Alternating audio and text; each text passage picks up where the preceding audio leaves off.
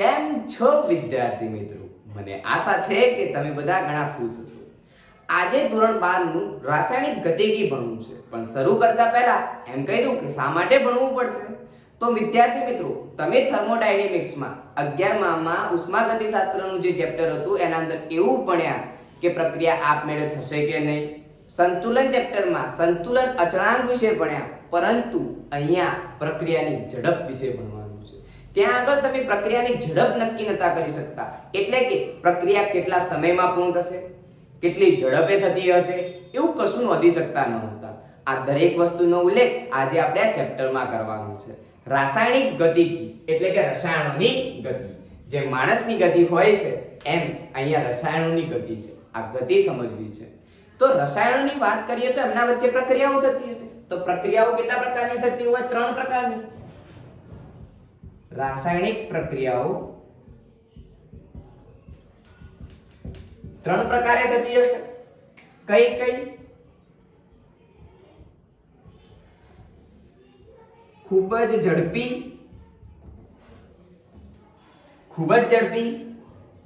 ધીમે અને ખૂબ જ ધીમે. અહીંયા વાત કરું ખૂબ જ ઝડપી પ્રક્રિયાઓમાં તો સાંદ્ર એસિડ અને સાંદ્ર બેઝને પ્રક્રિયા કરું તો તરત જ સેકન્ડમાં પૂરી થતા માત્ર સેકન્ડ લાગતી હોય અને ખૂબ જ ઝડપી પ્રક્રિયા તરીકે ઓળખવામાં આવે છે. આવી પ્રક્રિયાનો તમે ઝડપ શોધી શકતા નથી, કારણ કે તમે ઝડપ શોધવા જાઓ એની ઘડી તો પૂરી થઈ જાય છે. તમે એની ઝડપ શોધી શકવાના નથી. ખૂબ જ ધીમી પ્રક્રિયાઓ અહીંયા વાત કરું તો સાંદ્ર એસિડ અને સાંદ્ર બેઝ,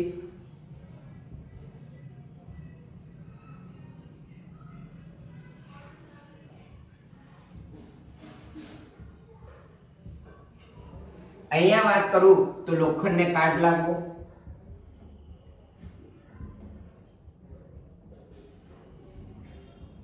જેમાં વર્ષોનો સમય લાગી જાય. તમે આનો કદી ઝડપ નક્કી કરી શકવાના જ નથી. લાખોના લાખો વર્ષો લાગી જતા હોય એને તમે ઝડપ શોધી શકવાના નથી. તો મિત્રો, તમે ઝડપ કોની શોધવાના છો? ધીમે થતી પ્રક્રિયાઓ કે તમે એને જોઈ શકતા હોય, એનો કલર પરિવર્તન થતું હોય અને થોડો સમય લાગતો હોય એવી પ્રક્રિયાઓને તમે અહીંયા ઝડપ શોધી શકો છો. તો આપણે બેટા ધીમી પ્રક્રિયાઓની વાત કરવાની છે કે ધીમે થતી રાસાયણિક પ્રક્રિયાઓ છે એમના વિશેનો અભ્યાસ કરવાનો છે. તો આપણે સૌથી પહેલો પ્રશ્ન અહીંયા આવે કે આપણે કેવી પ્રક્રિયાઓની ઝડપ શોધી શકીએ છીએ? ખૂબ જ ઝડપી, ખૂબ જ ધીમી કે એક પણ નહીં? તો જવાબ આવશે ધીમી. રેડી? ધીમી પ્રક્રિયાઓનો જ આપણે એમનો વેગ નોંધી શકો છો, એની ઝડપ નોંધી શકો છો. રેડી વિદ્યાર્થી મિત્રો? જો તમે ચેનલ પર નવા હોય તો વિડીયોને લાઈક, શેર અને સબસ્ક્રાઇબ કરવાનું ભૂલશો નહીં.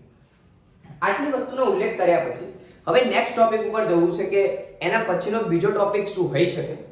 તો આ જે રાસાયણિક પ્રક્રિયાઓ જોઈ લીધી, હવે એની ઝડપ જોવી છે. તો ઝડપ કોને કહેવાય? રાસાયણિક ઝડપ કોને કહેવાય? તો નાનકડી વાત કરીએ. રાસાયણિક પ્રક્રિયા ઝડપ બરાબર એની વ્યાખ્યા એવી આપવામાં આવે છે કે એકમ સમયમાં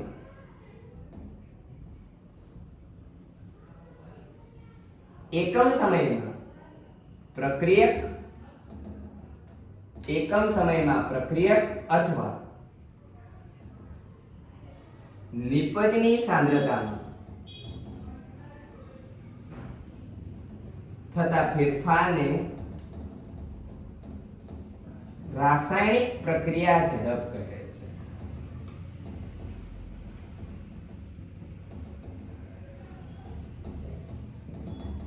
આટલી વસ્તુનો ઉલ્લેખ કરું છું કે એકમ સમયમાં પ્રક્રિયક અથવા નિપજની સાંદ્રતામાં જો ફેરફાર થતો હશે તો એને રાસાયણિક પ્રક્રિયા ઝડપ તરીકે ઓળખવામાં આવે છે.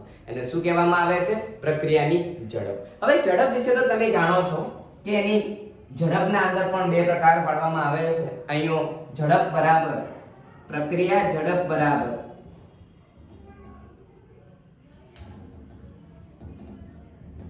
સાંદ્રતાનો ફેરફાર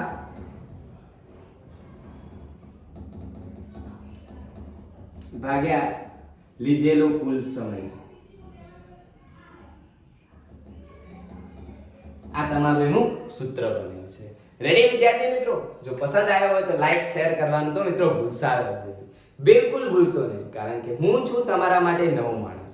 જો તમને ખરેખર વિડીયો ગમતા હોય તો બેટા લાઈક શેર અને સબસ્ક્રાઇબ કરજો, જેથી કરીને નવા વિડીયો તમને પણ મળશે અને તમારા મિત્રોને પણ મળશે. કોઈની મદદ કરવી એ ખૂબ જ સારું છે. આજે તમને ફ્રી ઓફમાં આપી રહ્યો છું નોલેજ, બિંદાસ મેળવી લો.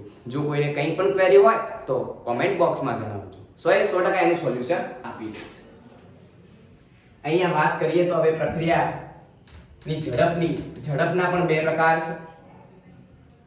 ઝડપના પણ બે પ્રકાર છે.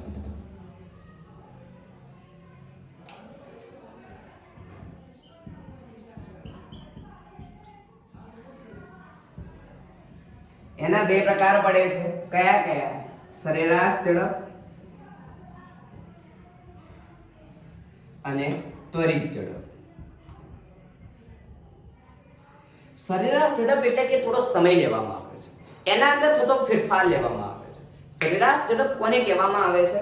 તો અંતિમ સમયની સાંદ્રતા માઈનસ શરૂઆતની સાંદ્રતા ભાગ્યા t2 માઈનસ t1, એને આ રીતે લખવામાં આવે છે. ઝડપ બરાબર delta a upon delta t. મતલબ કોઈ પ્રક્રિયક a છે, પ્રક્રિયક a ની સાંદ્રતામાં થતો ફેરફાર a2 a1 upon t2 t1 છે. રેડી? આ જ પ્રક્રિયકની ઝડપ છે. કોની ઝડપ છે? પ્રક્રિયકની. આ જ રીતે નિપજની ઝડપ લખાય. આના તમને ખબર પડશે કઈ રીતે કે આ a અથવા b શું છે? તો એક નાનકડી પ્રક્રિયા વિચારી લઈએ કે a to b પ્રક્રિયા છે, જેમાં પ્રક્રિયક છે આ નિપજ છે. રેડી? તો નિપજની ઝડપ બરાબર delta b upon delta t. તો એના માટે શું આવશે? b2 b1 upon t2 t1. Ready? Done વિદ્યાર્થી મિત્રો? આશા રાખું છું કે તમને અહીંયા ખબર પડતી હશે કે સરેરાશ ઝડપ શું છે. અને ત્વરિત ઝડપમાં આની જગ્યાએ આવું લખવામાં આવે છે dA/dt, અહીંયા dV/dt. પ્રશ્ન થતો હશે કે સાહેબ તમે અહીંયા કાઉન્સ કેમ કરો છો? તો વિદ્યાર્થી મિત્રો યાદ રાખજો કે આ કાઉન્સ સાંદ્રતા દર્શાવે છે. શું દર્શાવે છે? સાંદ્રતા. અને સાંદ્રતાનો SI એકમ છે મોલ પર લિટર. આ વસ્તુની ભૂલ ના થાય, યાદ રાખજો. નાની નાની વસ્તુ ઘણી કામ કરી જાય છે. dA/dt આ સૂક્ષ્મ ફેરફાર માટે અને આ સરેરાશ ઝડપ માટે આ વસ્તુ લેવામાં આવે છે. અહીંયા તમને શું કહેવા માંગે છે? તો એક નાનકડી સાંદ્રતા વિરુદ્ધ સમયનો જો હું ગ્રાફ દોરું,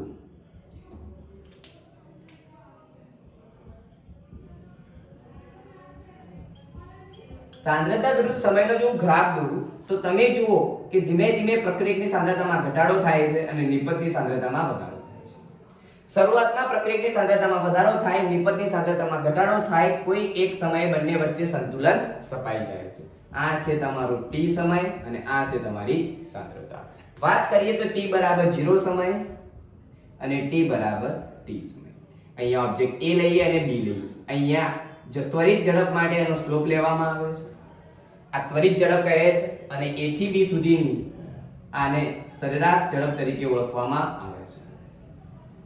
રેડી વિદ્યાર્થી મિત્રો? સરેરાશ ઝડપ એટલે અંતિમ સાંદ્રતા માઈનસ શરૂઆતની સાંદ્રતાની વાત કરવામાં આવે છે. આશા રાખું છું કે તમને આ વાક્યમાં ખબર પડી ગઈ હશે કે સરેરાશ ઝડપ શું છે અને ત્વરિત ઝડપ શું છે. અહીંયા એક બીજી વાત કરવાની છે મારે કે મોલ હોય, મોલ સાથે શું કરવું? આખી પ્રક્રિયાની ઝડપ શું અલગ અલગ હશે? શું સેમ હશે? શું સંતુલન એની સાંદ્રતા કેટલી હશે? આ બધું શોધવાનું છે. કઈ રીતે શોધવું સાહેબ? આ બધું શું સહેલું છે? એકદમ સરળ છે. જો તમને વિડીયોમાં બન્યા રહેજો, લાસ્ટ સુધી બન્યા રહેજો. આજે આપણે દરેક વસ્તુનું સોલ્યુશન લેવું છે કે જ્યારે પ્રક્રિયાની ઝડપ, આખી પ્રક્રિયા ઝડપ પૂછી હોય ત્યારે શું કરવું, અને કોઈ નિપજની સાંદ્રતા માંગી હોય કે કેટલા પ્રમાણમાં બનશે એવું પૂછ્યું હોય ત્યારે શું કરવું, આ બંનેનો જવાબ આજે તમને આપીશ. વિદ્યાર્થી મિત્રો ક્યાંય જતા નહીં, રાહ જોજો મારી. વિદ્યાર્થી મિત્રો હવે આગળ એક નાનકડા ઉદાહરણ દ્વારા સમજીએ કે પ્રક્રિયાનો વેગ શું છે અને એની સાંદ્રતામાં ઘટાડો શું દર્શાવે છે. પ્રક્રિયકની સાંદ્રતા, પ્રક્રિયકની ઝડપ, નિપજની ઝડપ અને પ્રક્રિયાનો વેગ શું છે, આ શું કહેવા માંગે છે, આ વસ્તુને બરાબર ઉલ્લેખ કરીએ. એક નાનકડું ઉદાહરણ લઈએ કે 2a + b = 3c gives to 3c. અહીંયા એવું દર્શાવે છે કે t = 0 સમયે આના 10 મોલ હતા અને t = 10 સમયે આના 5 મોલ થાય છે. રેડી વિદ્યાર્થી મિત્રો? તો આપણે આની સાંદ્રતા શોધીએ અને આની સાંદ્રતા શોધવાની છે. તો ઝડપ a બરાબર a ની ઝડપ બરાબર શું થશે? 5 - 10 ભાગ્યા 10 - 0. તો 5 - 10 ભાગ્યા 10 - 5 ભાગ્યા 10 -1/2. આ શું દર્શાવે છે? આનો એકમ આવશે સાંદ્રતા વિરુદ્ધ સમય અથવા મોલ પર લિટર ઇન્ટુ સમય. આ ઘટાડો દર્શાવે છે કે આપણે આગળ જોયું એમ પ્રક્રિયકની સાંદ્રતામાં શું થતો જાય છે? ક્રમશઃ ઘટાડો. પ્રક્રિયકની સાંદ્રતામાં ક્રમશઃ શું થતો જાય છે? ઘટાડો. તો આ પ્રક્રિયકની સાંદ્રતાનો ઘટાડો દર્શાવે છે. ઘટાડો દર્શાવે છે કારણ કે ઝડપ ક્યારેય માઈનસ હોતી નથી.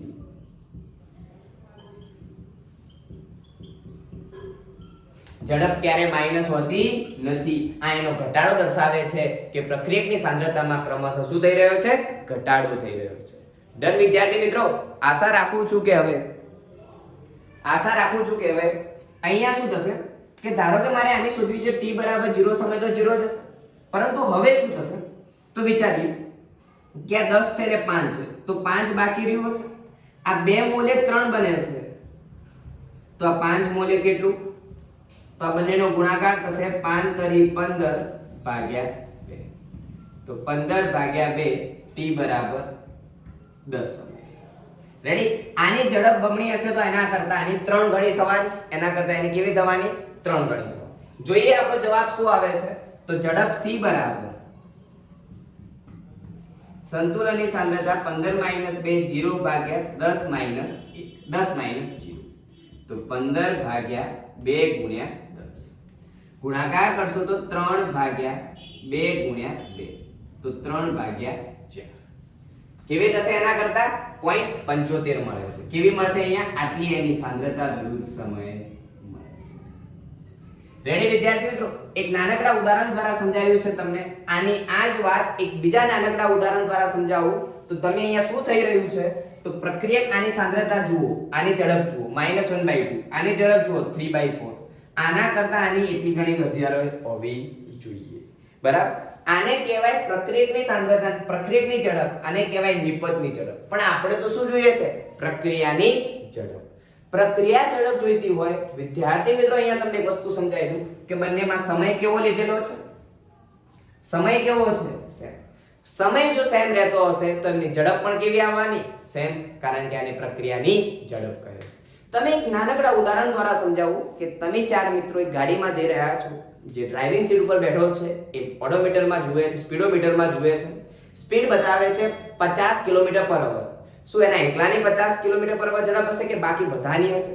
ટોટલી 4 ની ઝડપ તો કેવી હોવાની? સેમ જ હોવાની. દરેકની ઝડપ કેવી હશે? સેમ હશે.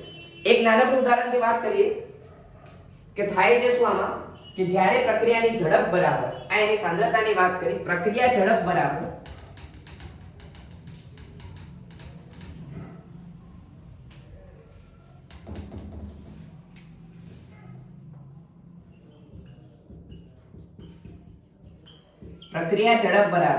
-1/2 dA/dt. અહીંયા તો કશું છે નહીં એટલે -1/1 dB/dt અને અહીંયા +1/3 dC/dt. આને કહેવામાં આવે છે પ્રક્રિયાની ઝડપ. એક ઉદાહરણ દ્વારા સમજીએ, વધારે મજા આવશે, તમને વધારે ખબર પડશે કે શું કહેવા માંગે છે. રેડી?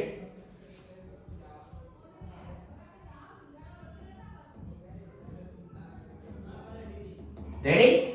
આની શરૂઆતની સાંદ્રતા માની લઈએ કે તમને આપેલી છે 6.022 10:23. તો સંતુલને આની સાંદ્રતા કેટલી હશે?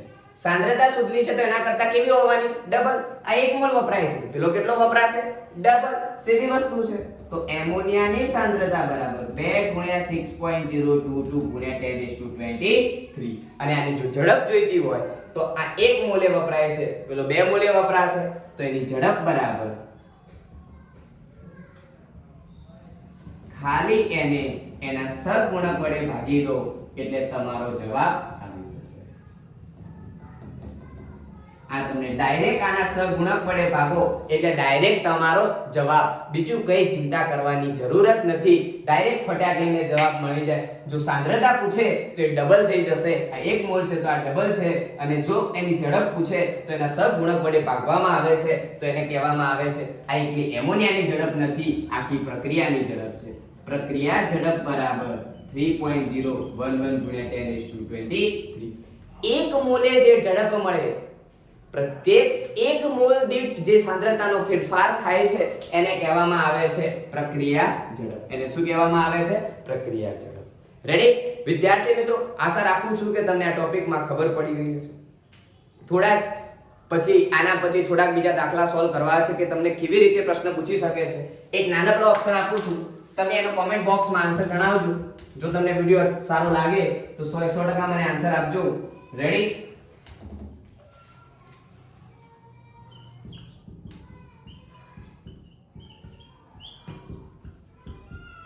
તો નીચેનામાંથી કયો પ્રક્રિયાનો ઝડપ દર્શાવતું? નીચેનામાંથી કયો વિકલ્પ પ્રક્રિયા ઝડપ દર્શાવતો નથી? નીચેનામાંથી કયો વિકલ્પ પ્રક્રિયા ઝડપ દર્શાવતો નથી? તો જોજો.